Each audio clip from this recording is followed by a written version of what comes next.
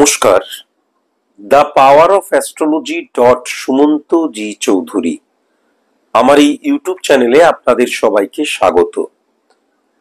আজ আমি খুব একটা ইম্পর্টেন্ট ঘোষণা করার জন্য এই চ্যানেলটিতে উপস্থিত। তা হচ্ছে, এই বছর ক্ষেপে ক্ষেপে অনেক নেগেটিভ সময় আমাদের জীবনে আসতে চলেছে। যেই নেগেটিভ সময় নেগেটিভ ভাবে কিন্তু আমাদের অর্থনৈতিক, সামাজিক, রাষ্ট্রিক, পলিটিক্যাল ক্ষেত্র, সেক্টর এবং ব্যক্তিগত জীবনকে নেগেটিভ অর্থে প্রভাবিত করবে। 2025 এর প্রথম যে দিনটি আমার সবচাইতে নেগেটিভ দিনের প্রারম্ভ বা সূচনা বলে মনে হচ্ছে, সেটা হচ্ছে 29শে মার্চ 2025। এই 29শে মার্চ 2025 আপনারা ডায়েরির মধ্যে নোট করে রাখুন বা মনের মধ্যে সেটাকে কিন্তু একদম স্টোর করে নিন। এই 29শে মার্চ 2025 শনিবার পড়ছে। এই দিন কিন্তু অত্যন্ত নেগেটিভ দিন এবং এই 29শে মার্চ 2025 থেকে 18ই মে 2025 পর্যন্ত এই যে সময়টা, এই সময়টা আমাদের দেশের উপর, আবার বলছি, সেটা আর্থিক হতে পারে, সামাজিক হতে পারে, রাজনৈতিক প্রেক্ষাপট দিয়ে হতে পারে, ব্যক্তিকেন্দ্রিক হতে পারে, একদম নেগেটিভ বাতাবরণ কিন্তু ক্রিয়েট করবে, ইমপ্লিমেন্ট হবে, সেটা কিন্তু আমি পরিষ্কার লক্ষ্য করতে পারছি।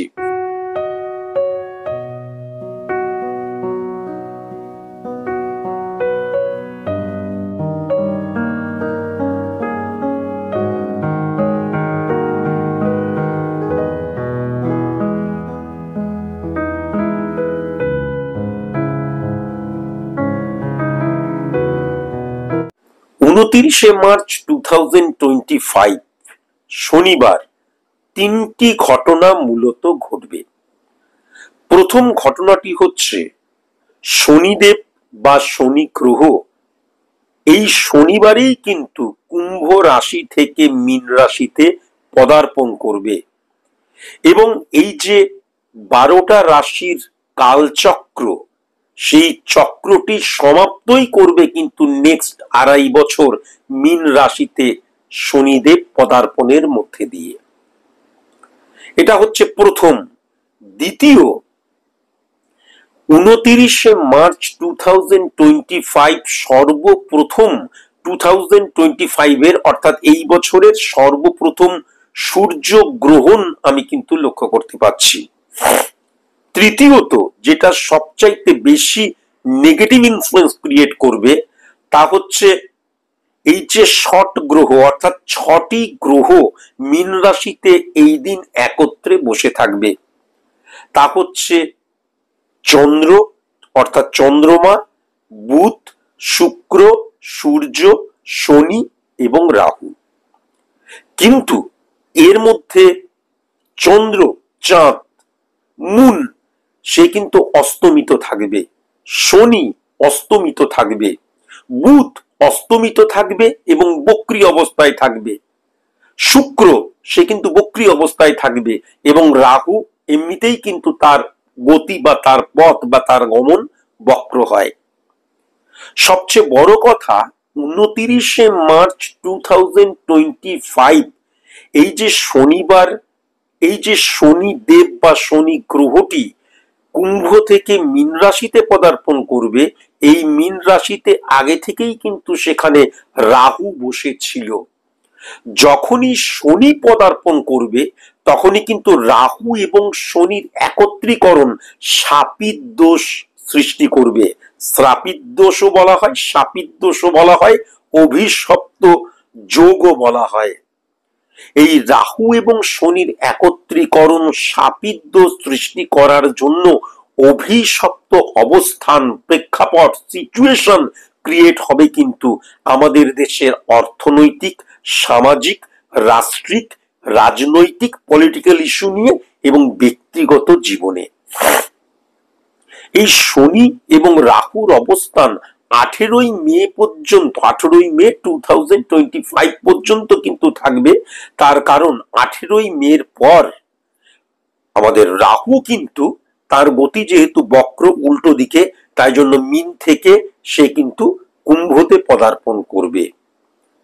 সুতরাং এই যে 29শে মার্চ 2025 থেকে 18ই মে 2025 এই সময়টা আমাদের দেশের ক্ষেত্রে, অবস্থানের ক্ষেত্রে সব দিক দিয়ে কিন্তু অত্যন্ত নেগেটিভ একটা সময়। আমি পূর্বেও ক্যালকুলেশনের মধ্যে দিয়ে দেখেছি এই বছর খেপে খেপে অনেক নেগেটিভ সময় আমাদের জীবনে, আমাদের সামাজিক অবস্থানের মধ্যে দিয়ে বা আমাদের দেশের মধ্যে সার্বিক অর্থে কিন্তু তার প্রভাব আসবে। তার সর্বপ্রথম যে নেগেটিভ প্রভাব সেটা কিন্তু 29শে মার্চ 2025 থেকে 18th মে 2025 পর্যন্ত। এই সময়টাতে ভীষণ কসাস এবং কনসাস কিন্তু হতে হবে। অত্যন্ত স্পর্শকাতর সময়, পলিটিক্যাল ইস্যু ক্রিয়েট হয়ে যেতে পারে। হঠাৎ করে দেখা যেতে পারে মানুষ অস্থির হয়ে উঠতে পারে।